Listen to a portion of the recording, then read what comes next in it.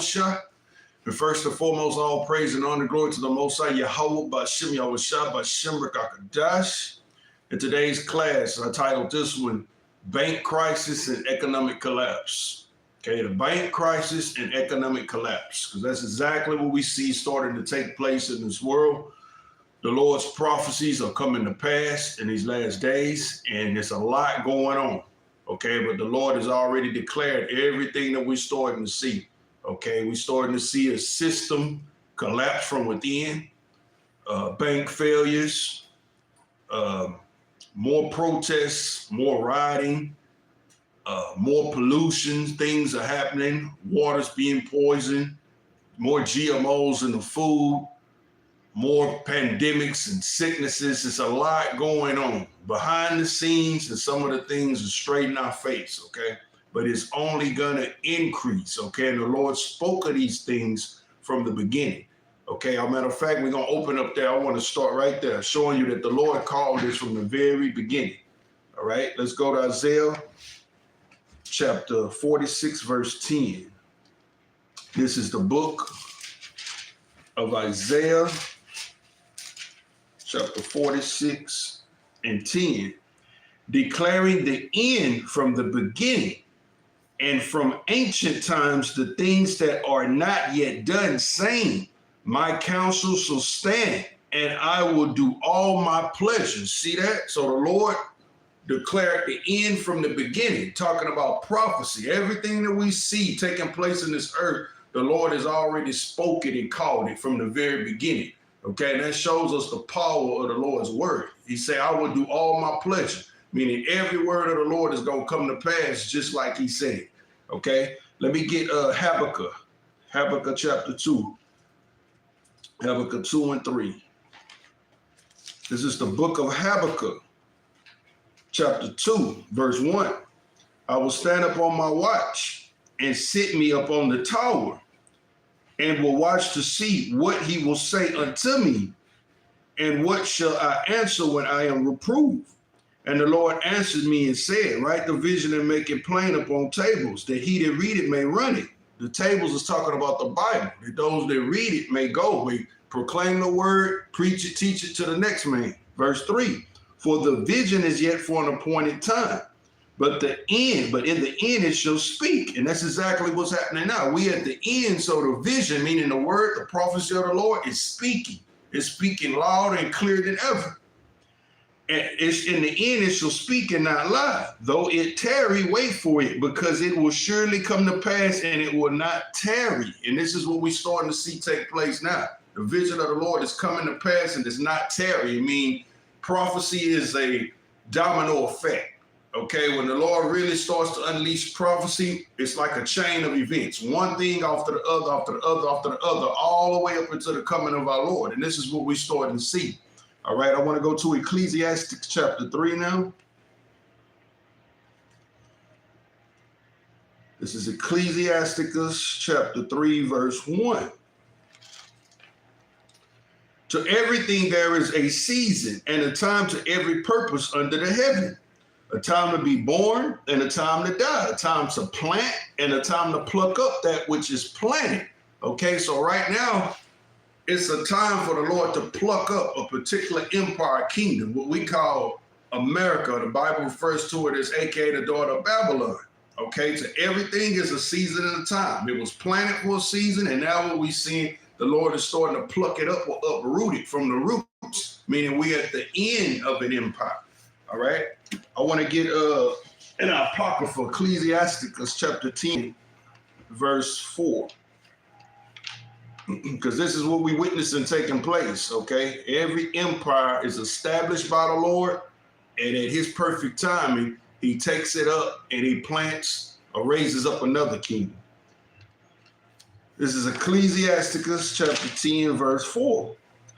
The power of the earth is in the hand of the Lord, and in due time he will sit over it one that is profitable. Okay, because according to Job 9:24, the earth is given into the hands of the wicked. It's obvious the people that's in control of the management of this earth now are wicked. Okay, so the Lord is saying due time, he's going to take the earth and give it into the hands of the one that is profitable. profitable, meaning the saints, okay, the millennial reign, Yahweh Shah's kingdom. Verse 14, the Lord had cast down the thrones of the proud princes. Thrones is talking about rulership or kingship. See that? The Lord has cast down the thrones of the proud princes and set up the meek in their stead. The Lord had plucked up the roots of the proud nation. See, same thing we just read in Ecclesiastes. A time to be planted, a time to be rooted up or unplanted. The Lord had plucked up the roots of the proud nations and planted the lowly in their place. See, and this is the beginning of what we see. The Lord is uprooting the nations that's currently in rulership so he can put forth the kingdom of heaven or plant the kingdom of heaven. All right. Part of the way the Lord does that when he gets ready to take down a particular kingdom or empire, one of the main ways, specifically due to sin, is through his judgment. Okay, whether it be ancient Egypt, ancient Babylon, okay, the Syrian Babylonian Empire, the Lord would also send plagues. Okay, and part of these plagues would weaken the infrastructure, it would break the economy, along with many other plagues. So this is one of the main things that the Lord is beginning to do now, what we've seen. He's tearing down the world's economy, not just in America, but you look on the global economic scale. Okay, this is why there's no answer for what's going on. This is the will and hand of the Lord. Okay, let's get Ezekiel 14:13, if you want to read that for me. It's the book of Ezekiel, chapter 14, verse 13. Come on. Son of man, when the land sinneth against me by trespassing grievously, when will I stretch out my hand upon it, and will break the staff of bread thereof? You see that? When a land sinneth by trespassing grievously against me. So part of the reason, like we said, is due to the wickedness and sin of this world. So when a land starts to sin against the Most High, this is one of the things he do. He said he stretched forth his hand over it, talking about judgment. Continue. And will send famine upon it, and will cut off man and beast. And will send famine upon it, and will cut off man and beast. See that? That's one of the judgments of the Lord. Okay, so one of the main things you get from an economic collapse, if the economy dries up, is going to eventually lead to famine. Okay, we're going to get more into the famine. Let's go ahead and get Psalms 107, verse 34.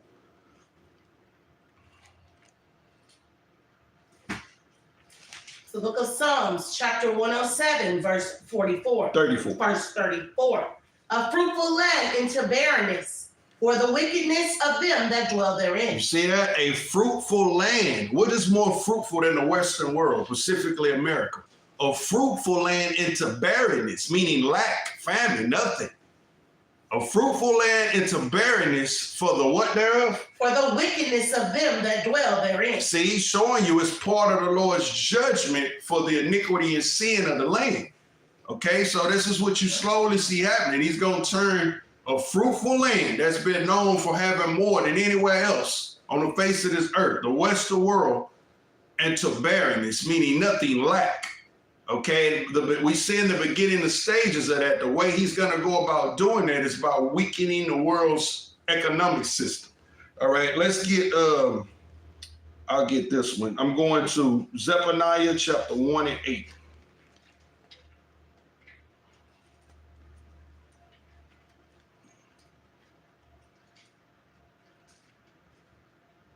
If you get that before me, you can get it. Zephaniah 1 and 8.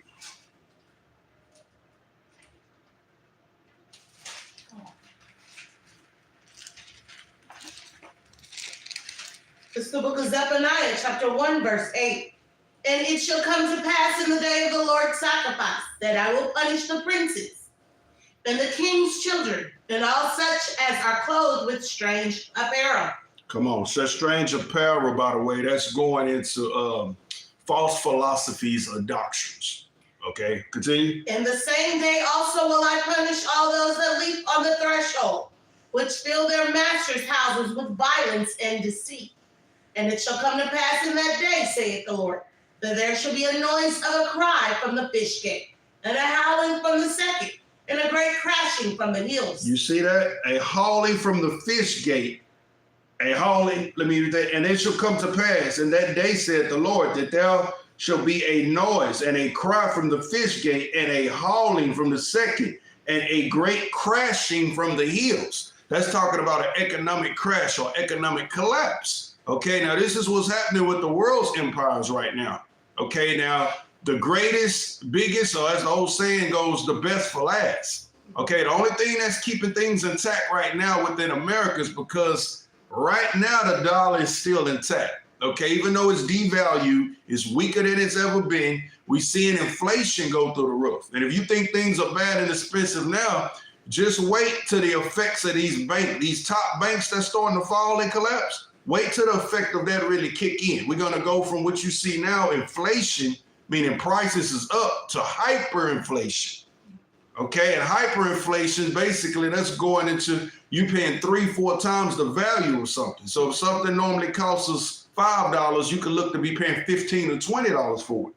Okay, this is what this is all leading to. Okay, verse 11. How, ye inhabitants of Maktesh, for all the merchant people are cut down, all they that hear silver, all they that bear silver are cut off. Maktesh was an ancient city in the ancient world that was known for riches and finance. It was like the stock market and trade of that time. Okay, but today's Maktesh, you would apply that. Remember, prophecy is twofold. Okay, so as it was prophesying about that back then, as it tells us in Ecclesiastes, nothing new under the sun. Today's Maktesh is what you would call America or your Western world empires. All right, verse 12. Verse 12. And it shall come to pass at that time that I will search Jerusalem with candles. That's the prophets, the candles, come on. And punish the men that are settled on their leave. Meaning the men that are at ease, okay? Most people in the world, even to this day, okay, we've been preaching and prophesying and bringing forth this word, warning our people what's to come, okay? But yet it says the men that are settled on their leaves. That means you trust in this system. You set in your ways, you comfortable, like a fermented drink, the part that settles down at the bottom of the glass, okay? That's showing that trust, that comfort. They've settled here, they're comfortable. Read. That say in their heart, the Lord will not do good, neither will he do evil. Meaning when you hear the prophecy, okay, we telling you it's prophesied that the dollar's gonna fall. We telling you it's prophesied that the world's economy is gonna fall. They're gonna come back to CBDC, central banking, digital currency, and from there that's gonna lead to the mark of the beast. Revelations, what it talks about in, was it 13:16?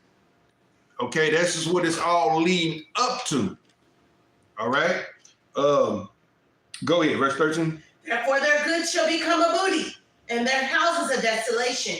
They shall also build houses, but not inhabit them.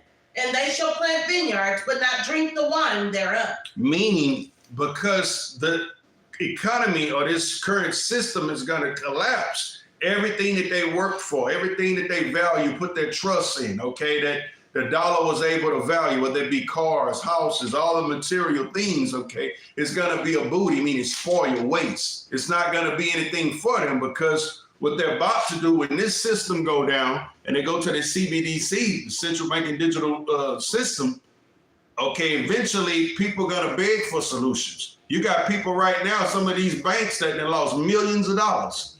Millions of dollars, okay? What's the name of that big one? SVB Bank. Yeah, SVB Bank. SVB Bank, Silicon Valley, millions of dollars. Okay, and it's other banks. See what I'm saying? Prophecy is a chain reaction. It's a ripple effect. It started with 1 or 2 big ones. Now you're starting to see it take place over and over and over. Okay, so this is what this is going into. A lot of people have become settled on their leads in this system. Money, for the number one thing, what they call American dollar, that's a Federal Reserve note. That was never really real currency. Okay, when you look in your Bible, it's gold, silver, things of that nature, precious diamonds. That's what the Lord meant as currency. Okay, so they kind of bamboozled the whole world.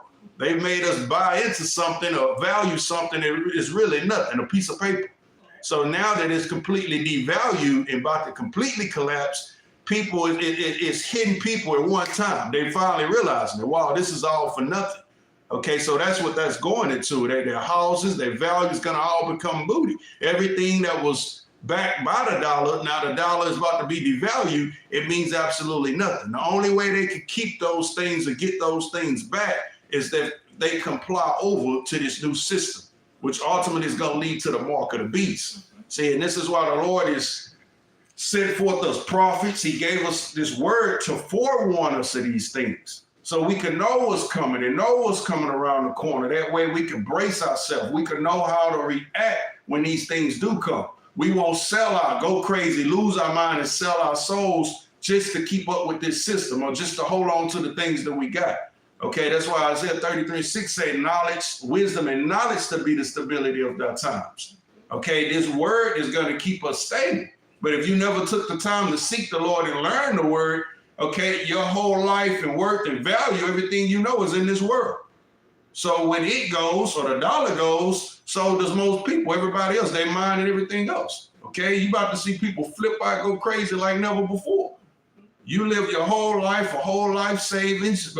People's going to lose their 401ks, their pension plans, their retirements, their social securities. Okay, and the Bible, it warns us of all of this. Okay, but the word is what's supposed to keep us stable. All right. Matter of fact, let me get that, because the more that you have during this time, it's the harder it's gonna be for you. Give me Matthew 16, 23, 24. The more things you have in this world, in this life, if your mind is not right towards the Lord, if you don't know what true riches is, spiritual riches and treasure, if you don't know that it's a kingdom to come that's going to give us our true value, it's going to give us true riches, then you're going to be willing to do whatever, including take the mark of the beast just to save your life and keep what you got. Matthew chapter 16, verse 23. But he turned and said unto Peter, Get thee behind me, Satan. Thou art an offense unto me. For thou savorest not the things that be of Yahweh, but those that be of men. Verse 24. Then said Yahushua unto his disciples, If any man will come after me, let him deny himself and take up his cross and follow me. Verse 25. For whosoever will save his life shall lose it, and whosoever will lose his life for my sake shall find it. You see, that's what a lot of people are going to try to do. It says, for whosoever will save his life shall lose it. When this dollar go and people realize, hey, I'm losing everything I ever worked for, most people gonna do whatever they gotta do to try to save their life, try to keep what they got, keep their jobs, keep their houses, keep their car. I can't lose all of this. See, but what it said, for whosoever will save their life shall lose it. Mm-hmm. Okay, because the system that they about to come back in place, this whole CBDC and eventually they mark of the beast, that's gonna be the solution. See, when it all collapsed, people realize, well, damn, if I want to keep my home, my cars, if I want to continue to work here, if I want to eat, everything is going to be ran through this digital system. So in other words, you don't even exist if you don't give in to this. If you don't take this chip or what's coming. Mm-hmm. A lot of people is going to feel like, well, hey, we pressured or we forced. You saw that with the COVID pandemic. Well, we don't have a choice. You got to take it. You got to take it as you can't work here. You got to take it if you can't go there. So a lot of people is going to do what they feel like they have to do to save their life. But this is what the Lord is saying. For whoever save his life will lose it, but whoever lose his life for my name's sake shall find it. See, you should be in the process now of losing your life. A lot of us believe on this faith, we've been lost our life, meaning the things of this world. The things, notice what it started off with, if any man would come after me, let him deny himself. You have to get out of your own way. That means things that may be important to you in this life. No, let that go. Understand this is temporary. The kingdom is what the mission is. The kingdom is what we're seeking for. That's our rest. Okay, but the world's not going to understand it. Therefore, they're going to lose their life trying to save their life, meaning they're going to give in to the system. All right, real quick, I want to get 1 Timothy 1 Timothy 6 and 19.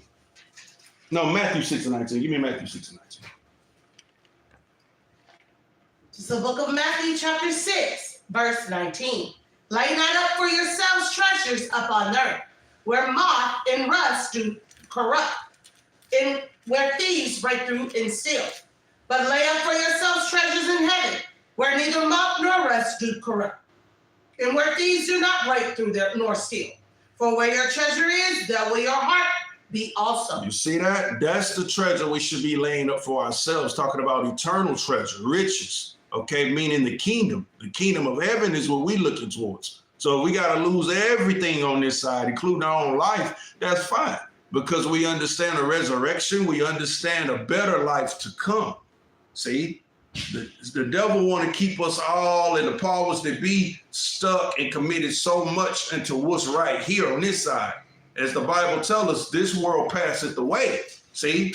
But the kingdom of heaven is for eternal. That's forever. All right? We go into Ecclesiastes, back to this collapse. Ecclesiastes 12 now. Ecclesiastes 12:1. It says, remember thy creator in the days of thy youth, while the evil days come not. Meaning, okay, just like in your body, right? While you're young, healthy, strong, before you get old, elderly, sickly. Okay, well, the same thing in the spirit is what it's saying. Seek the Lord now, before the evil day come, before the day of judgment, before all hell break loose, when the dollar collapse, martial law, all those things. Take this time, get to know the Lord now, strengthen your faith now. Okay, remember thy creator in the days of thy youth, before the evil day come not, nor the years draw nigh, when thou shalt say, I have no pleasure in them. While the sun or the light or the moon or the stars be not darkened, nor the clouds return after the rain. In the day when the keepers of the house shall tremble. Who are the keepers of the house? Okay, that's talking about your powers that be, your international bankers, your top politicians, world leaders. They're trembling right now. Why are they trembling? Because they see the Lord is starting to take down their kingdoms. That all the global economic system is shaking right now. It's not just the West. You got China, Japan, Russia. The whole world systems are shaking right now. Okay, the Lord is in the process of uprooting the current kingdom so he can sow and establish the kingdom to come. Okay, that's what verse 3 going into. In the day when the keepers of the house shall tremble, and the strong men shall bow themselves, and the grinders cease because there be few, and those that look out of the windows be darkened. The grinders is going into your workers. Okay, that's the workforce. Okay, this is why we're starting to see mass unemployment now. Due to this collapse, the economic system shaking, more companies are downsizing. More companies are liquidating all their assets. They laying people off like never before. This is what this is talking about. Verse 4, and the doors be shut in the streets. That's what it's going to lead up to. The more protests, riots, okay? You're going to have martial law, businesses shut down, quarantines. When the sound of the grinding is low. Once again, going into the workforce, no jobs, it's low. And he rises up at the voice of the bird early in the morning, okay, like your alarm clock, getting up, the voice of the bird or the rooster, time to get up for work. All the daughters of music shall be brought low, okay, because the quality of everything in Babylon is falling. The closer we get to the end, that's going into your entertainment, your singers, the daughters of music. Everything is being brought low. Even when you go out eat now, you go certain places, the quality you paying for is not what it used to be. Okay, the value of everything is falling, showing you this place is falling rapidly. Verse 5, also when they shall be afraid of that which is high, and fear shall be in the way, and the almond tree shall flourish, and the grasshopper shall be a burden. The almond tree shall flourish and the grasshopper shall be a burden because you don't have any more workers. Okay, you don't have Mexicans at this time not gonna be cutting lawns and keeping up with the grass, showing you everything is starting to slowly fall apart. Okay, we talk about the quality. You even go certain places now that used to upkeeping, used to be well kept up, good quality, grass cut, all the trees, everything edged up. Okay, that ain't what you see no more. Just like the infrastructure, bridges, roads cracking up and falling apart, okay? This is what you're starting to see with the landscape everywhere. Showing you everything, the closer we get to the end, everything is slowly waxing worse and falling. The grasshopper shall be a burden, and the desire shall fail, because men go into his long home, and the mourners go about the street. All right? Let's get Ezekiel 7:19 now. You can read that.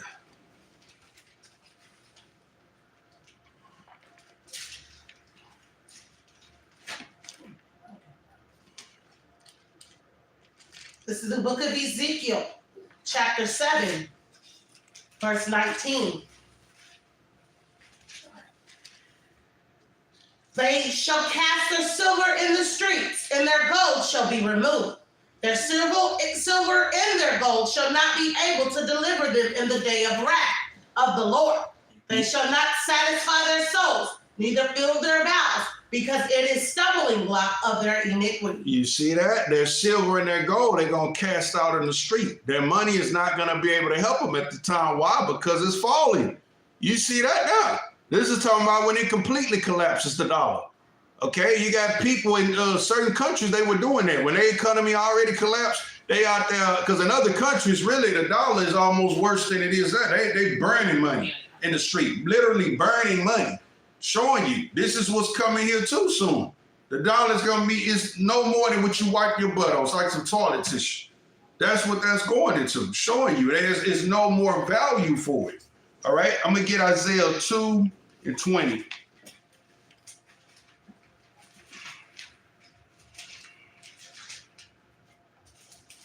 This is the book of Isaiah, chapter 2, verse 20.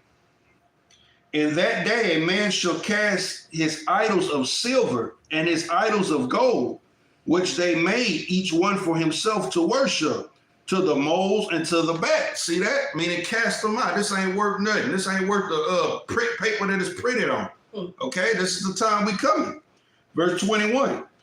To go into the clefts of the rocks and into the top of the red rocks for the fear of the Lord, for the glory of his majesty, which he ariseth to shake terribly the earth. So leading up into the coming of the Lord, this is everything that the Bible is proclaiming is going to happen. All right, let's get Revelations chapter 6 and 5 now. This is Revelations chapter 6, verse 5. And when he had opened the third seal, I heard the third beast say, come and see. And I beheld, and lo, a black horse. And he that sitteth on him had a pair of balances in his hand. That's going into judgment. Verse 6. And I heard a voice in the midst of the four beasts say, a measure of wheat for a penny, and 3 measures of barley for a penny. A measure of wheat for a penny, and 3 measures of barley for a penny. This is going into what we're about to see. Right now, we're witnessing inflation. What's about to happen next, like I said earlier, when the real effect of these banks falling really kick in, it's going to go to hyperinflation. At that point in time, this is what we read here. Okay, that means basically whatever it costs you to eat for that day, okay, that's pretty much a whole day's wage. Whatever, one meal, okay, for one meal. Whatever it costs you to buy one meal for you, your family, that's a whole day's wage of work to pay. See, right now, you still could go, say you want to stop, grab you something to eat, say a little value meal. It might cost you $6, $7, $8 right now. It's expensive, but still, that's no big deal. Most of us still kind of got it just to eat right now. But what it's saying, okay, when it goes into, and I heard a voice in the midst of the beast say, a measure of wheat for a penny and 3 measures of barley for a penny. Okay, that's going into your entire day's wage or what you made for that day just for one meal. Okay, like I said earlier, you paying 3-4 times the price of what something is really worth. Hyperinflation. This is what we about to start seeing. See not that thou hurt the oil nor the wine. That goes into the elect, the prophets, the elect men of the Lord, who he's sealed and protected. Verse 7. And when he had opened the fourth seal, I heard the voice of the fourth beast say, come and see. And I looked, and behold, a pale horse, and his name that sat on him was Death, and hell followed him. And power was given into him over a fourth part of the earth. Okay, I'm going to stop it. Verse 7 is all I wanted. Yeah, verse 7. And when he had opened the fourth seal, I heard a voice. Well, no, I'll read on down. Verse 8.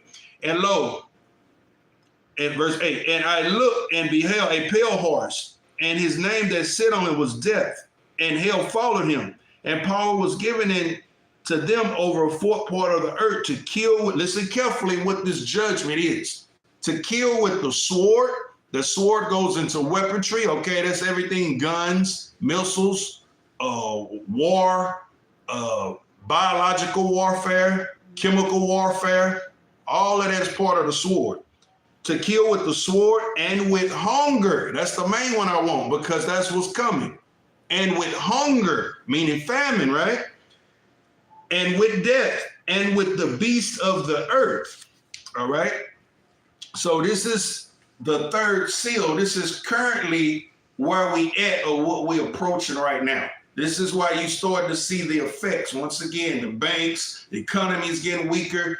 Only thing keeping things together or somewhat intact, because the dollar for right now is still pretty much good. It's on a lifeline, but when it completely go, that's when you're going to witness all hell break loose on this earth, okay? Let's get Isaiah 3:1 now. You could get that one.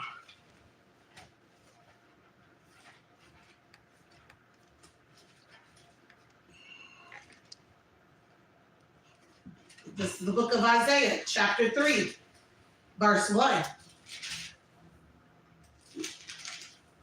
For behold, the Lord of hosts, will take away from Jerusalem and from Judah the stay and the staff, the whole stay of bread, and the whole stay of water. You see that? Behold, the Lord do take away from Jerusalem and Judah the stay and the staff, the whole stay of bread, that's food, and the whole stay of water, because that's what it's going to lead to. When this dollar fall and completely collapse, okay, that's going to sit in a massive famine like never before. Okay, even the hyperinflation what we about to see finna start a famine, because it's getting to a point they've pretty much done away with your middle class, or what the world has called or perceived to be a middle class. Okay, you either rich at this point or you fall basically into the poor or the poverty line. Okay, meaning it's a struggle. It's becoming a struggle just to eat, pay bills, and make it. All right, so once again, this is showing you the Lord is doing this, okay? He's going to take away the staff of bread and water. Okay, I'm going to get in Isaiah. This is Isaiah 10:20 now. Isaiah chapter 10, verse 20. And it shall come to pass in that day that the remnant of Israel and such as are escaped of the house of Jacob shall no more again stay upon him that smote them. Who is them? Talking to Judah, we know is our people. The time is coming, we no longer going to depend on him that smote us. Who's been the people that smote us? Esau, the whole time. That smote and oppressed us as a nation. But they shall stay up on the Lord, the Holy One of Israel, in truth. Okay, so this is why the Lord is kind of doing this. It's also freeing us. Okay, because right now we still depend on our oppressor. Okay, this is why you think you get our people are the only people who's so diligent when it comes to marching and protesting. They'll roll out these coons or these civil rights leaders who really, most of them, is all about themselves. It's just a big hype job to feed their own pockets, such as Al Sharpton. Going on for years, decade after decade. They roll these dudes out, let's come together and march for voters' rights and this, everything, something ain't got nothing to do with nothing. Who give a damn about some voters' rights right now where you bad, you struggle, you trying to feed your family, stay above the water, stay afloat. And you talking about voters' rights, segregation, like, come on, man, it's nothing to do with nothing, just distractions. Okay, this is what it's talking about. The Lord has to free us from that. Okay, he's going to free us. That's why it says, I'm going to get it real quick. I believe it's Hosea 5:15. Through pain, basically, we have to seek the Lord. As our people, we settle on our lids, we're too comfortable. So the Lord have to put us in a position, unfortunately, while we cry out to him. Okay, and many still not going to do that. That's the judgment. But for some of the elect, okay, it's going to force us on our knees. It's going to help purify us. Okay, Hosea 5:15. The book of Hosea, chapter 5, verse 15. I will go and return to my place till they acknowledge their offense and seek my face. In their affliction, they will seek me early. You see that?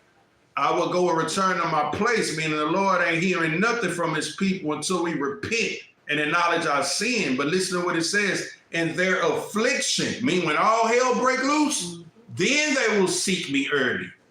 You see that? So this is the Lord's way of breaking us from depending on this man, this system, whether it be reparations, every single thing. We are the only nation that has to beg another nation to give us something for our nation.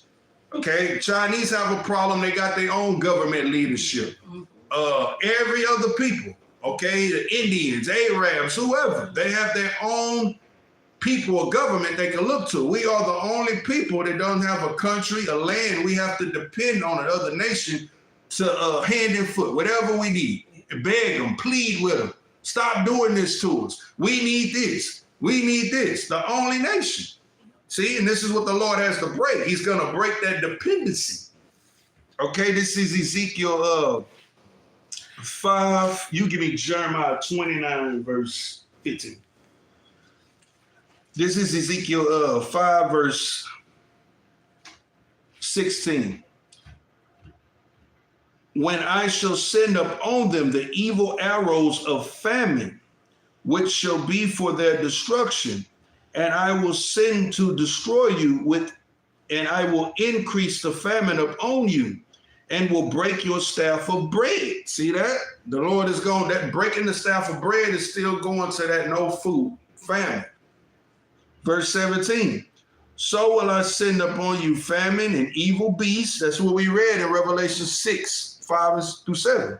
So I will send upon you famine and evil beasts, and they shall bereave thee, and pestilence and blood shall pass through thee, and I will bring the sword upon thee. I, the Lord, have spoken it. See that? That when the Lord speaks something, there's these many scriptures. Okay, Numbers 23:19, the Lord is not a man that he should lie. If he said it, he gonna do it. When the Lord has spoken it, then it's go. It's a go. You can bet your bottom dollar. Okay? Jeremiah. Go ahead, you can get that. Book of Jeremiah chapter 29, verse 15. Because he has said, the Lord had raised us up prophets in Babylon. Verse 16. Know that thus said the Lord of the king that sitteth upon the throne of David, and of all the people that dwelleth in this city, and of your brother that are not gone forth with you into captivity. Thus saith the Lord of hosts, behold, I will send upon them the sword, the famine, and the pestilence, and will make them like vile figs that cannot be eaten. They are so evil. Verse 18, and I will persecute them with the sword, with the famine, and with the pestilence, and will deliver them to be removed to all the kingdoms of the earth, to be a curse, and an astonishment, and a hissing, and a reproach among all nations, whither I have driven them. Okay, so once again, prophecy is twofold, nothing new under the sun. This happened before, it's been many famines. Okay, we're reading about specifically this in ancient times, but the one that's coming, or the one in the future, is worse than anything that we've ever seen. Okay? I'm gonna get Daniel 12:1 real quick. Just to show you, see, a lot of people don't quite have understanding when it comes to things that has been, or we'll read certain things in the prophets. They say, well, no, that happened already. Yeah, that has happened. But if you really understand the Bible, the word of the Lord is twofold. Prophecy is twofold. Okay, nothing new under the sun. Okay, the Lord uses the same judgments, the same way he took down ancient Egypt is similar to the same way over he took down each empire, including this last one. All right, Daniel 12:1, you get that. Book of Daniel, chapter 12, verse 1. And at that time shall Michael stand up, the great prince which standeth for the children of thy people. And there shall be a time of trouble, such as never was since there was a nation, even to that same time. You see that? A time of trouble that there have never been, even since that time. So that's saying what's coming is so bad that anything prior before that, it's never been that bad. So even if you read about famines of old, you read about judgments of the Lord that took place, even when he destroyed Sodom and Gomorrah, he flooded the old earth. Okay, nothing is as bad and as much tribulation that we're going to witness in these last days. Okay, so this is why it's crucial for us to be spiritually covered and protected by the Most High. Give me Matthew 24, verse 24.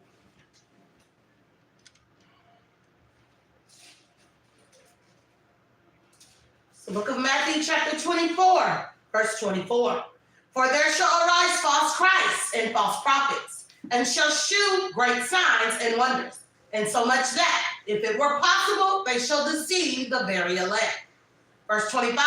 Behold, I have told you before. No, I'm looking for, let me get it real quick. No, it's the one about,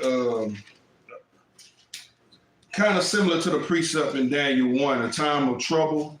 Ain't been since the beginning. Let me see if I get it real quick. Verse 21, that's it. Look up Matthew chapter 24, verse 21. For then shall be a great tribulation, such as was not since the beginning of the world to this time. No, nor ever shall be. You see that? Such tribulation was not since the beginning of time or ever shall be. So what we coming up on two last days prior to the coming of the Lord is a time of trouble that the world ain't never seen before. Okay, so that's why you understand prophecy is twofold. All right, so just to kind of make that sink in, that let you know this upcoming famine ain't no joke, or what we about to experience or come into is so serious. I want to go back and show you in ancient time how bad it was. Now, what we just read, a time of trouble so bad, and it should never be since the beginning of time or ever should be off, to paraphrase it. What we just read, Matthew 24:21. To show you that this time is going to be so serious, let's get 2 Kings chapter 6, verse 25. Let's look how serious this particular famine was in the ancient time. So look at 2 Kings chapter 6, verse 25. Yeah. And there was a great famine in Samaria, and behold, they besieged it, until an ass's head was sold for 4 pieces of silver. Okay, a dead ass's head, a dead head of a donkey was sold for 4 pieces of silver. Read. And the 4th part of a calf of dove's dung for 5 pieces of silver. A cow's crap, or shit, was sold for how many pieces? And a dove's dung for silver pieces of silver. For silver. Mm-hmm. I'm sorry, for 5 pieces of silver. For 5 pieces of silver. You talking about boo-boo. Mm-hmm. This famine was so bad, they eating the head of a dead donkey and some cow's boo-boo for money. Okay, that's a bad famine right there. Read. Verse 26. And as the king of Israel was passing by upon the wall, there cried a woman unto him, saying, Help, my lord, O king. And he said, If the Lord do not help thee, whence shall I help thee? Out of the barn floor or out of the winepress? And the king said unto her, What aileth thee? And she answered, This woman said unto me, Give thy son, that we may eat him today, and we will eat my son tomorrow. Okay, so this famine in ancient time was so bad, you had 2 women that had to make a deal with each other, saying, okay, they eat their own children, basically. Said, we're going to eat my son today, and then tomorrow we'll eat your son. Okay, that's a hell of a famine right there. Read. So we boiled my son and did eat him. And I said unto her on the next day, Give thy son that we may eat him. And she had hid her son. And it came to pass when the king heard the words of the woman, that he rent his clothes, and he passed by upon the wall. And the people looked, and behold, he had sackcloth within upon his flesh. Okay, you good right there. But that's showing you, okay, that has to be a serious famine to cause bad enough to people to start eating their own kids. But according to Matthew 24:21, a time of trouble so bad was never before that bad or ever shall be. Okay, meaning what's coming to this next famine is going to top that. So cannibalism is coming back. Okay, people eating people turning on. We about to read that in the Apocrypha, killing their neighbors, family members, whatever, just to eat. Okay, so what it's showing you ultimately, you want to have the protection and covering of the Lord on your side. Because when we go back and you read the beginning of that, it said the woman cried out to the king. She said, Help me, O king. Read that part again. Verse 26. And as the king of Israel was passing by upon the wall, there cried a woman unto him, saying, Help, my lord, O king. Verse 27. And he said, If the Lord do not help thee, when shall I help thee? You see that? Mm-hmm. If the Lord don't help you, how can I help? And he's the king. Mm-hmm. He probably had it in his position or ability to help her. But notice what he said. If the Lord does not help you, why should I? Okay, and this is how it's going to be in the last days. The Lord has promised to protect his elect, his prophets, or those who sought him. He's going to feed and protect them. So you're going to have certain people in these last days that is covered, protected, and eaten. And you're going to have other people who thought it was a joke, who laughed, mocked, okay, scorned the word of the Lord, laughed at the prophets, called them names, cult, talk, all of that stuff. Now, those are the people or the men that's going to be in a position to eat. Those are the same people who mocked and scorned who are going to be begging for help. Okay? But look at the attitude of the men of the Lord who protected at this time. If the Lord don't help you, why should he? See, he's showing you when the time of grace and repentance is open for you to get this knowledge, wisdom, and understanding, they'd rather do anything else. Okay? So this is what this is showing you. The only covering and protection you're going to have during this time is the promise and protection of the Lord. And that starts with repentance and getting this knowledge, wisdom, and understanding. All right? This is Habakkuk chapter 3, verse 17. Although the fig tree, let me see where I want to start. Yeah, although the fig tree shall not blossom, neither shall fruit be in thy vines.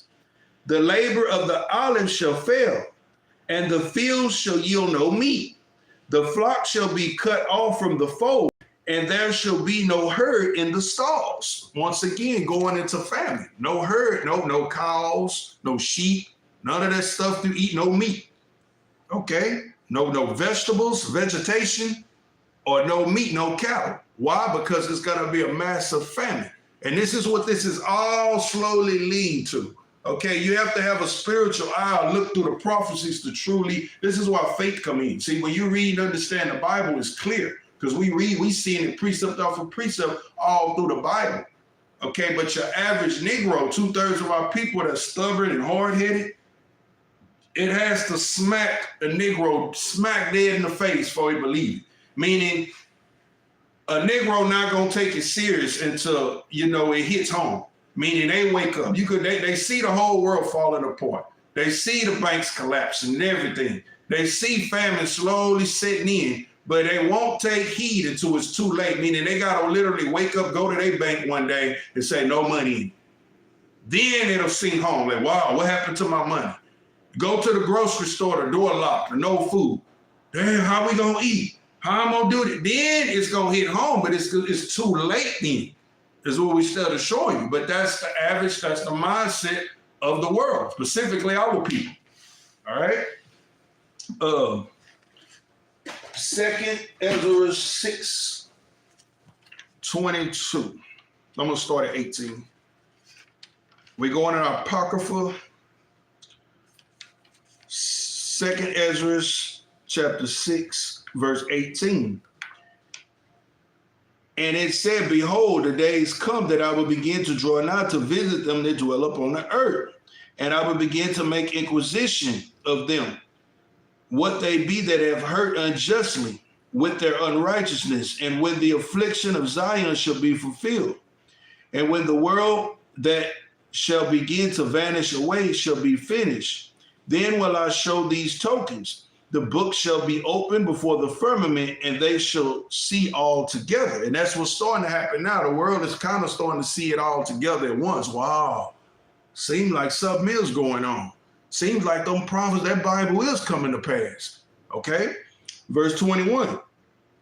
And the children of Israel shall speak with their voices. The women with child shall bring forth untimely children of 3 or 4 months old, and they shall live and be raised up. Verse 22 is the point. And suddenly shall the sown places appear unsown. Your sown places is what? Your grocery stores, your marketplaces. Everywhere you go to buy your food, go to market, it says suddenly they're going to be unsown, meaning there's not going to be any food in there. The full storehouses shall be suddenly found empty. See that? Storehouses will suddenly be found empty. And the trumpet shall give a sound. That's the prophets bringing out this word. The trumpet shall give a sound, which when every man hear it, they shall suddenly be afraid. Why? Because when the real prophets speak the word or teach the Bible, most of the times you see it's not a lot of good messages. Okay, the good message is repent, the kingdom is at hand. The Lord sent Yahweh Shah for our sins, that if we believe on him through faith and strive to our ability to be obedient to him, we get a kingdom. We get rulership over this earth. That's the good news. But prior to that, okay, this is all the bad news, okay? But it don't have to be so bad for us who take heed, because the Lord has promised to protect us. Verse 24, at that time shall friends fight against one another like enemies, and the earth shall stand in fear with those that dwell therein. The springs of the fountain shall stand still, and in 3 hours they shall not run. Talking about your water. Okay, water gonna be turned off too. So food and water is gonna be very, very hard to obtain in the future. Okay, but look at what it said. Friends shall fight against one another like enemies. What would cause friends to turn and fight against one another like enemies? Because every man is going to be for themselves. Get it how you live. Everybody looking to eat, whatever they got to do. Okay, so people that's been your neighbor their whole life, you thought you was cool with your neighbor, this and that. Well, survival of the fittest, basically. In times of, you see true people's character. And when times get real, in times of trouble or some type of tragedy or hardship, that's when people true colors show. That's what that's talking about. Friends should turn against one another, because when real panic, fear, and hunger sit in, you're not thinking of nobody else but yourself. Verse 24, for whosoever remaineth from all these that I have told thee shall escape and see my salvation and the end of your world. And the men that are received shall see it, who have not tasted death from their birth. And the heart of the inhabitants shall be changed, and turn it into another meaning. For evil shall be put out, and deceit shall be quenched. All right, let's see. From there, let's get 2 Ezra 16.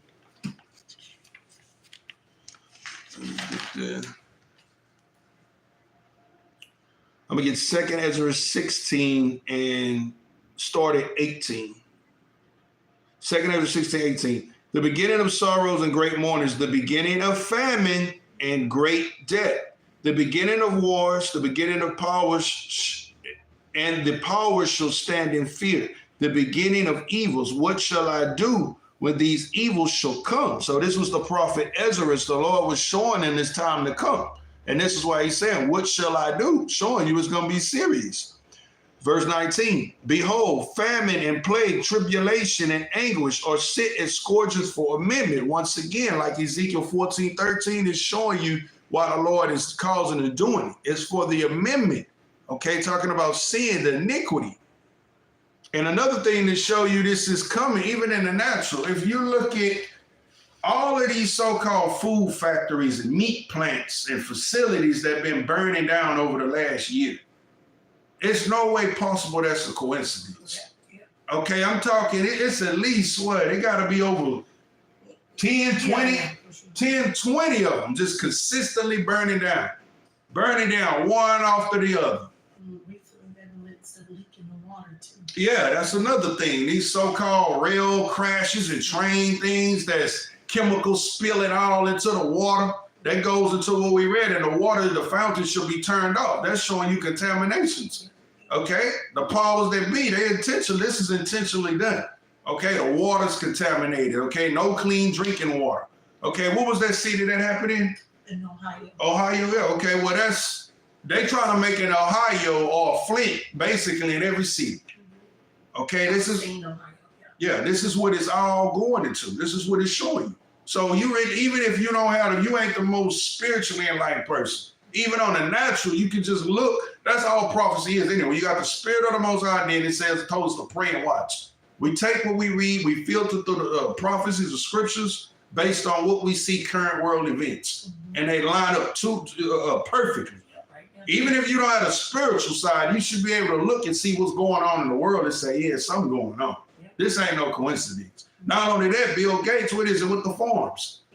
Buying up he purchased more farmland than anybody in Texas or anybody in America. He owns the most. What is this computer guy all of a sudden so interested in agriculture or farming? bought up all this farmland, and then you got your government paying farmers, paying them to burn up their crops and cattle. Okay, so this is an engineered famine, but ultimately it's the hand of the Lord. See, this is why you got to understand your Bible. The Lord has righteous on the right-hand side, and he uses the wicked on the left-hand side. He's using Esau, his whooping stick, to bring forth this engineered famine. This is what we show you. They want to get rid of completely this dollar so they could go and call it their New World Order. This is why you look at on the back of your dollar, that whatever it is written in Latin, that orders seclorum, I forget exactly how they pronounce it, but basically that's what that means. New World Order. They crashing the old financial system and purpose so they could come up with that New World Order. This is what's going on. All right. Back to 2 Ezra 16, verse 20. But for all these they shall not turn from their wickedness, nor be always mindful of the scorchings. Meaning they see all this coming to pass, but still, like it tells us, I believe it's Isaiah 1 and 3. Okay, the ox knows its owner, the donkey's master's crib, but my people do not consider. Meaning my people, no matter what they see going on in the earth, they don't take the time to consider, maybe this is true. Maybe this is us. Maybe we the people of this book. Maybe the Lord trying to tell us something after all. So no matter how much he'll break loose on this earth, that's what it's saying. They won't be mindful of their scorches. Still distractions. They go hard on TikTok. They go hard on the latest news, celebrity gossip. Okay, anything to avoid them paying attention to prophecy. Verse 21. Behold, victuals shall be so good and cheap in the earth that they shall think themselves to be in good case. We pretty much passed this time. Even then shall evils grow upon the earth, sword and famine and great confusion. For many of them that dwell on the earth shall perish of famine. So many people are going to die due to lack of food. This is the future forecast we read you spiritually. And the other that escape hunger shall the sword destroy. And the dead shall be cast out like dung, and there shall be no man to comfort them. For the earth shall be wasted, and the cities shall be cast down. There shall be no man left to till the earth nor sow it. The trees shall give fruit, and who shall gather them? The grapes shall be ripe, and who shall trim them? For all places shall be desolate of men. See, because it's going, you got your war, your draft coming back. You got so many men that's going to be in the draft. You got the pestilence, famine. Okay, civil war is going to take place when this dollar collapses. Race wars. You're going to have so many people that's basically dying due to one or several of these plagues, whether it's famine, sword, pestilence. You're going to have all, plus the new pandemic. You're going to have all kind of pandemics dropping at one time. Ultimately, it's the hand and judgment of the Lord, though. All right, I'm going to jump to verse 37. Behold, the plagues draw nigh and are not slack. And this is what we see. Each year, notice it's coming more and more. Things, people still wait. This is the carnal-minded person. Oh, they need to get somebody back in office to turn this around. They need to get, you still looking to a man to fix the situation. But this is what it's showing. Prophecy is a ripple effect. It's not going to slack. Okay? As when a woman with child in the 9th month bringeth forth her son with 2 to 3 hours of her birth, great pains compared to her womb, which pains when the child cometh forth, they slack not a moment. So it's like a woman going into labor. That's what prophecy is. Right now, okay, it's like, say she 9 months pregnant and she, what is it called? The loo, when the baby's starting to drop, so many centimeters. Oh, yeah. But yeah, that's what's going on now. Okay, that baby is pretty much, it's coming forth. This prophecy, one after another, all the way up. The baby is the kingdom being birthed. All the way up into the kingdom come forth. It's going to be prophecy after prophecy. Okay, so it's not going to slow down. All right. Even so, verse 39, even so shall the plagues be, even so shall not the plagues be slack to come upon the earth. And the world shall mourn, and sorrow shall come upon every side. All right. Let's see what else I want.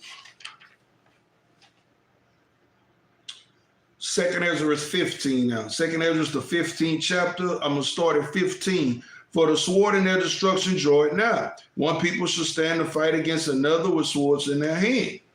There shall be seditions among men, invading one another, and they shall not regard their kings or princes. See that? Meaning your politicians, their leaders, people don't care about that no more. That's just the time it's coming to. They go, hey, stand down. Everybody go back in. Stop protesting. Get out the streets. People like, the hell with that. We hungry. We got to eat. I didn't get my check. Where's my Social Security? Where's all this money I had in the bank?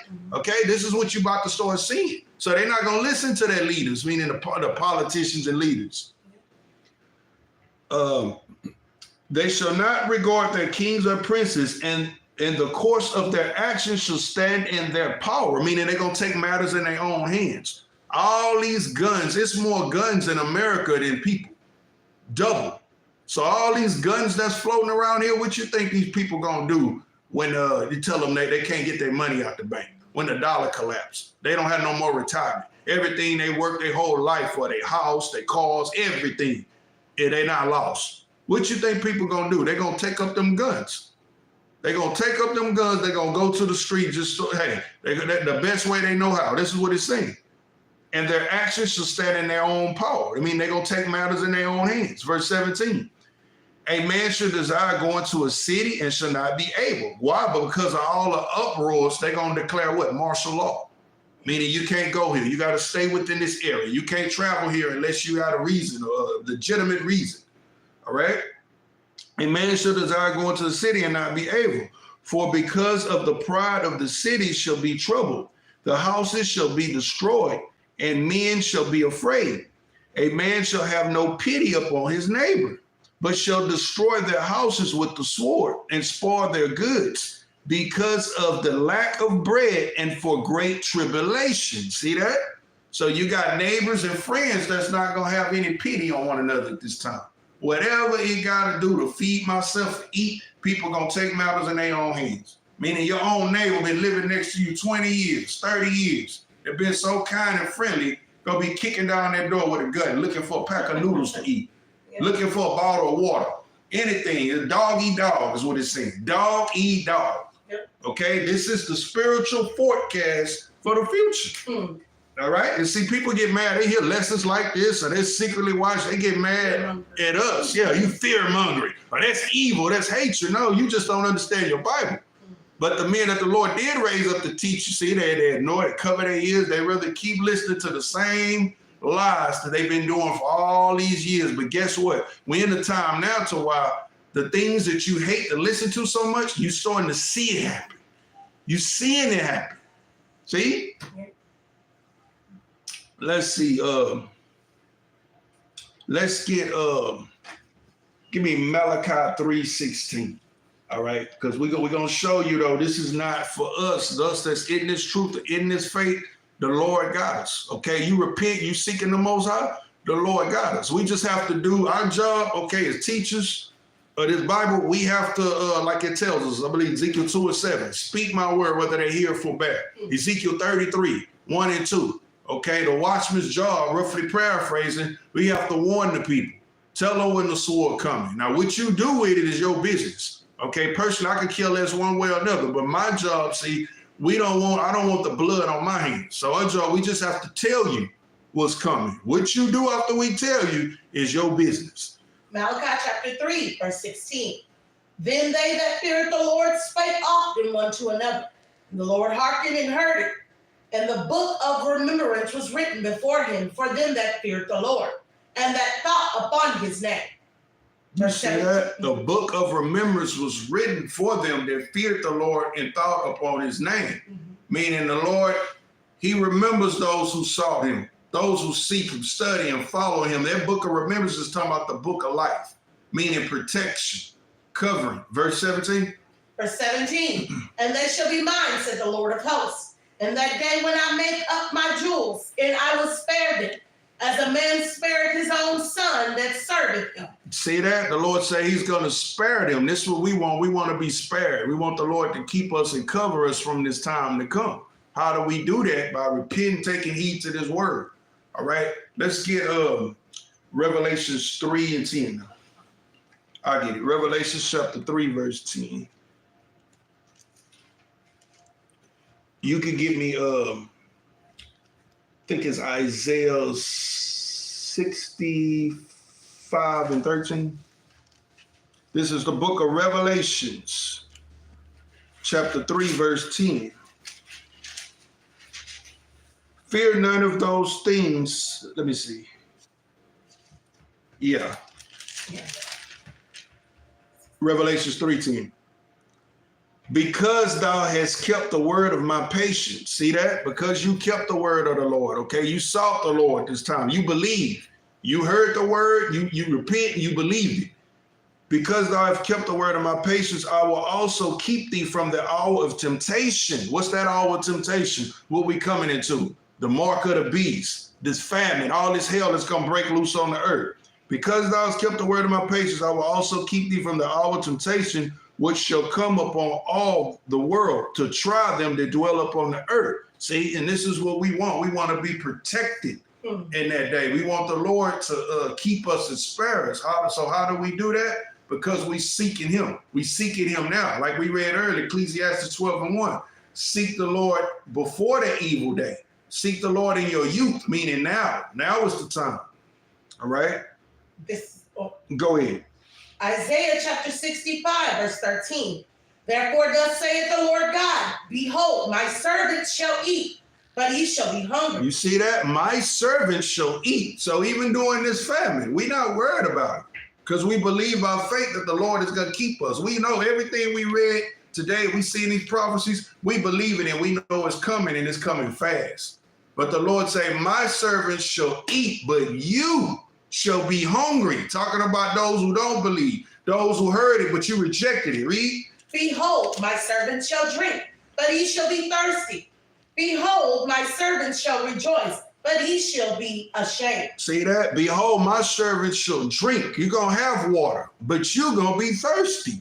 My servant shall rejoice, but you're going to be ashamed. Why? Because they rejected it. When they heard, and that's what got to hurt the most. They're going to think back. The Lord going to bring it to their remembrance. All those who rejected him, that rejected this word, all that Israelite stuff, them niggas this, a cult of this, the Lord is going to bring that to their mind. During that day, they hungry as hell. That's the first thing going to pop in their mind. The Lord is going to remind them of all that. You heard the truth the whole time. You were secretly even look at the videos, but you never received it. See that? The Lord is going to bring that to their attention. You best believe. Is there more on that? Verse 14, behold, my servant shall sing for joy of heart, but he shall cry for sorrow of heart, and shall howl for vexation of spirit. Woo, what's more vexation than that? You going to, Lord, play that back to you all the time. Some of these same scriptures probably going to pop in their mind. See that? Come on. Verse 15, and he shall leave your name for a curse unto my chosen. That's it right there. This is Job chapter 5, verse 19. He shall deliver thee in 6 troubles. Yea, in 7 there shall no evil touch thee. The 6 troubles is going into the mark of the beast, protection.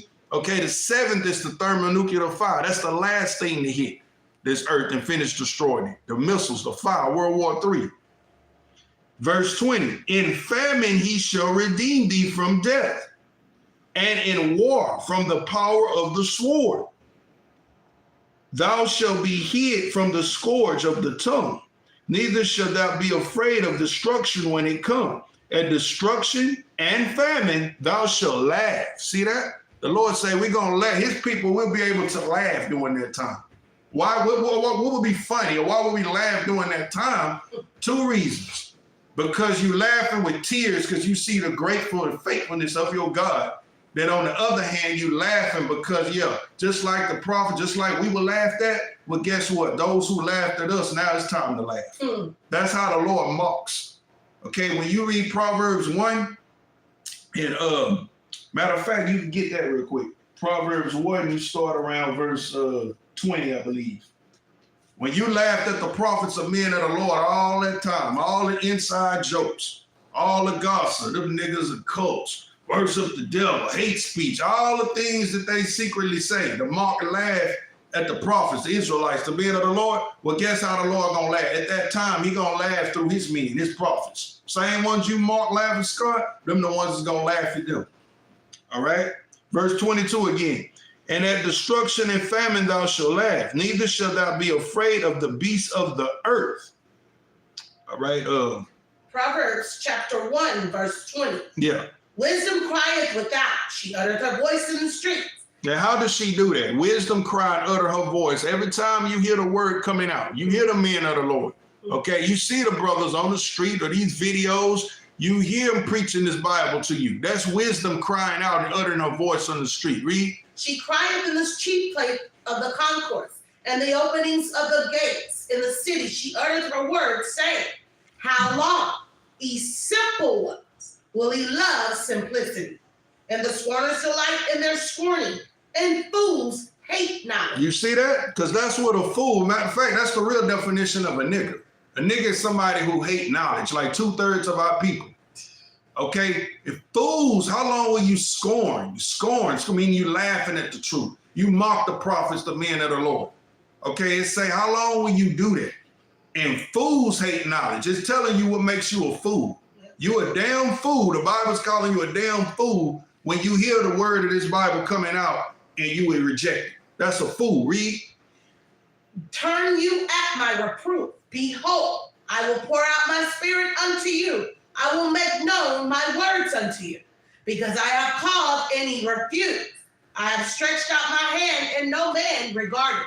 But ye have set at naught all my counsel, and with none of my reproof.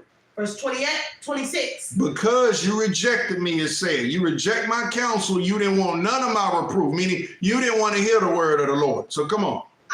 Verse 26. I also will laugh at your calamity. The Lord gonna do what? I will laugh at your calamity. See that? And how does the Lord laugh at your calamity? When your hell, because you didn't want to listen to the word, when the prophets was bringing it up, you reject. It was funny. Them niggas inside joke. Because you laugh, the Lord say, I'm gonna laugh at your calamity. How is he gonna laugh at your calamity? Through his men. The same men that you laughed at all that time gonna be laughing at you. That's what it's talking about. Read. I will mock when your fear cometh. When your fear cometh as desolation and your destruction cometh as a whirlwind. When distress and anguish cometh upon you, then shall they call upon me, but I will not answer. You see that? Then they're going to want to take it serious. Then they're going to want to call upon the Lord. Oh, Lord. Now you're going to be looking for an Israelite. You're going to be searching high and low, looking for one of them Israelites you laughed at. But what? They shall seek me early, but they shall not find me. But you ain't going to find one. Come on. For that they hated knowledge and did not choose the fear of the Lord. They would none of my counsel. They despised all my reproof. Therefore shall they eat of the fruit of their own way and be filled with their own devices. For the turning away of the simple shall slay them, and the prosperity of fools shall destroy them. But whoso hearkeneth unto me shall dwell safely, and shall be quiet from fear of evil. You see, that's the key. Whosoever shall hearken unto me shall dwell quietly in safety and from the fear of evil. This is what we want, and we praying from the Lord. Okay, we trying to be protected. Whosoever hearken unto me, meaning listen. Whosoever shall listen unto me shall be protected from that evil. This is what we hoping and praying for. This is Psalms 33, verse 17. And horse is a vain thing for safety. Neither shall he deliver any by his strength. Horse is going into strength or might or power. Any other thing outside of the Lord is vain for you to hope for protection. You got people stocking up, and that's good. If you can't stock, you got a little money, get you some extra food, water. Oh, that's good, do it. Nothing wrong with that. Okay? But at the end of the day, you got to understand it's the hand of the Lord that's going to keep us from the time we're coming into. Nothing else. Verse 18. Behold, the eye of the Lord is upon them that fear him. See? Upon them that hope in his mercy. That's what we hoping in. The mercy of the Lord. It's only the mercy of the Lord. Matter of fact, let me go, after this we'll close over there. Give me Habakkuk 3 and 2. Behold, the eye of the Lord is upon them that fear him, upon them that hope in his mercy, to deliver their soul from death and to keep them alive in famine. See that? to keep them alive in famine. This is what we praying that the Lord will do for us, keep us alive through this famine because it is coming. Let's get that. Habakkuk chapter 3, verse 2. O Lord, I have heard thy speech and was afraid. O Lord, revive thy work in the midst of the years. In the midst of the years make known. In wrath remember mercy. You see that? I've heard thy speech and I was afraid, meaning his word. This is what it should. We're bringing out these prophecies. It should bring a righteous fear. Wow, that's true. I want to be protected. Let me repent. Let me seek the God of Israel. Okay, it says in wrath, remember mercy. This is what we praying that to do because we learned why the Lord is doing it. It's part of his judgment, his wrath. So we praying for that mercy. As long as we got that covering, that mercy, we good. So it's not a fearmonger message for us who believe. It ain't meant to do because we got the comfort, we got the protection. But for those who scoff, laugh, and reject the truth, yeah, you damn right. It's fearful. I would be too. You got everything to fear if you rejecting the word of the Lord. All right. One more. Keep coming to me. Get Psalm 91. The Lord bring it to me. I'm gonna bring it up. Proverbs 1:7. Huh? Proverbs 1:7. Proverbs 1 and 7. Go ahead and get that. Let me see what it says. Proverbs chapter 1, verse 7. The fear of the Lord is the beginning of knowledge, but fools despise wisdom and instruction. Yep, that precept perfectly earlier what we read in Proverbs. Later down in the verses of Proverbs. Fools hate knowledge. See? Fools despise and hate wisdom. See? Only a fool will hear these prophecies and things coming out and still scoff and mock. You got to be a damn fool. See? And that's a fool. Don't believe nothing until it show up knocking on their door. Now they scream, run around them. The loudest ones, a chicken with their head run off when it's right there at their door. But until then, it was a joke. So that's the same attitude that the Lord is going to have towards you. Is what it's showing. See? In other words, I'm going to just come out straight. The Lord got a middle finger too. That's basically it. We know what the middle finger is. The Lord has a middle finger too. So you reject the Lord, hey, he going to reject you. Is that simple? Psalms chapter 91. Verse 1. Yeah, pick it up one. He that dwelleth in the secret place of the Most High shall abide under the shadow of the Almighty. See that? What is the secret place? This knowledge, wisdom, and understanding. That's his protection. The shadow means it's covering, his protection. Go ahead. I will say of the Lord, he is my refuge and my fortress, my God. In him will I trust.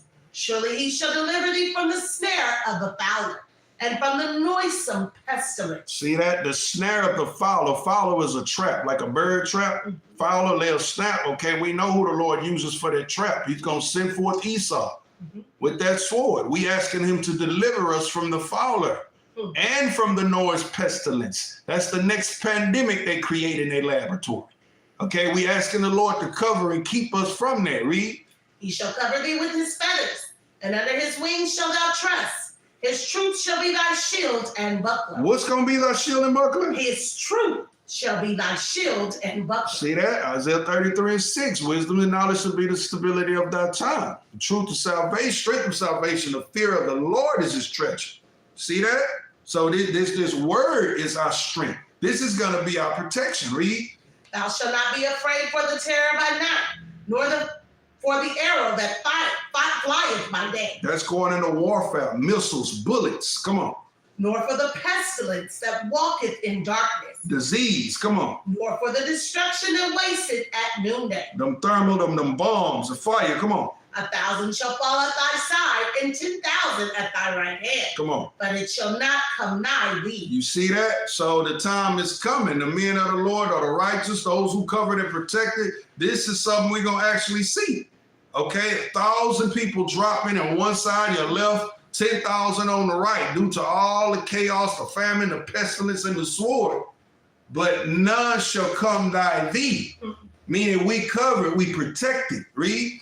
Only with thine eyes shall thou behold and see the reward of the wicked. See that? So this is the judgment on the wicked. That's what it's for. Yeah. Those who didn't believe, those who every time in lifetime, they rejected our Messiah. They laughed, they scoffed at the word and the prophets. This is their judgment, their final judgment that's coming. Read. Because thou hast made the Lord, which is my refuge, even the Most High, thy habitation. There shall no evil befall thee, neither shall any plague come nigh thy dwelling. For he shall give his angels charge over thee, to keep thee in all thy ways. You see that? Psalms 34:7. The angels encampeth around them that fear him, roughly paraphrasing. Those who fear the Lord, even his angels, is constantly encamping around us. That's the protection, see? So for those who trust in the Lord, we read over and over, we covered. We've got that protection. You have nothing to worry about. Just keep your faith. Don't let them, because that time coming, they're going to try to make you choose a side through fear. Mhm. Well, you can't live if you don't take this. You got to comply. You don't take this chill. This and you can't eat. No, keep trusting the Lord is what he's saying. No matter what, keep your faith in the Lord and you protect it. Read. For he shall give, verse 12, they shall bear thee up in their hands, lest thou dash thy foot against a stone. Thou shalt tread upon the lion and adder. The young lion and the dragon shall trample under the feet. Because he has set his love upon me, therefore will I deliver him. I will set him on high, because he hath known my name. See that? And we do know his name, Yahweh Bashem Yahweh Shah. But also that name goes into his word. We understand we got the pure doctrine of his word. Read. He shall call upon me, and I will answer him. See that? That's what we want. I want to call upon the Lord. My time of trouble, I want the Lord. I hope the Lord. I believe he's going to answer me. Why? Because we doing what the word, what he told us to do. Read. I will be with him in trouble. I will deliver him and honor him. With long life will I satisfy him and show him my salvation. End. Okay, right there. There you have it. Precept off the precept. Okay, all of this is coming. We at the end, and specifically what we're seeing now, that Revelation 6:5-7 in the place, that third vial, world economic collapsing, dollars collapsing, inflation on the height, on the rise, leading.